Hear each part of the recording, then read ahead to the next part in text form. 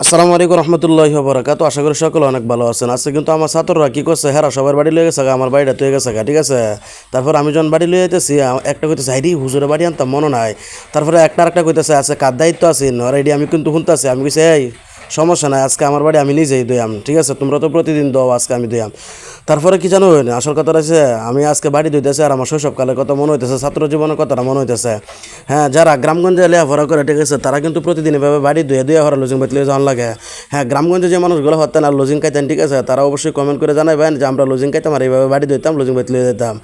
আমার লজিং বাড়ি বেটি কিন্তু কইতো যে সুন্দর করে বাড়ি ধুয়ে আনবা, তাহলে মনে করে যে বাড়ি সুন্দর দেওয়া যাবো। আমি কিন্তু এই কথাটি আমার মনে হইতেছে আর আমার বাড়িটা কিন্তু অনেক সুন্দর করে ধুইতেছে। তো হ্যাঁ বুবু কালা, তোমরা কইতেছি যারা প্রতিনিয়ত আমার ভিডিও দাও, আমার ভালোবাসা দাও এবং ভিডিওর মধ্যে সেলসেলা লাইক দাও, তোমাদেরকে কিন্তু অসংখ্য ধন্যবাদ। এবং আমার মন থেকে কিন্তু তোমাদের জন্য সর্বক্ষণ দোয়া করে তোমরা যেন ভালো দাও আর আমার ভিডিওর মধ্যে যেন সেলসেলা লাইক করতে পারো। হ্যাঁ, আর একটা কথা না বললি না, যে যেটাই করো না কেন, যার কর্মই করো না কেন, 5 ওয়াক্ত নামাজ যা সেটা গুরুত্ব সহকারে আদায় করার চেষ্টা করবা, না এলে কিন্তু কবরে গেলে ফেরেশতারা ডান্ডা মারে ঠান্ডা করে এলবো। এটা করে যত বড় প্রেসিডেন্টের ফোলাড়াই হোক না কেন। তো ভালো থাকবা, সুস্থ থাকবা, আল্লাহ হাফেজ।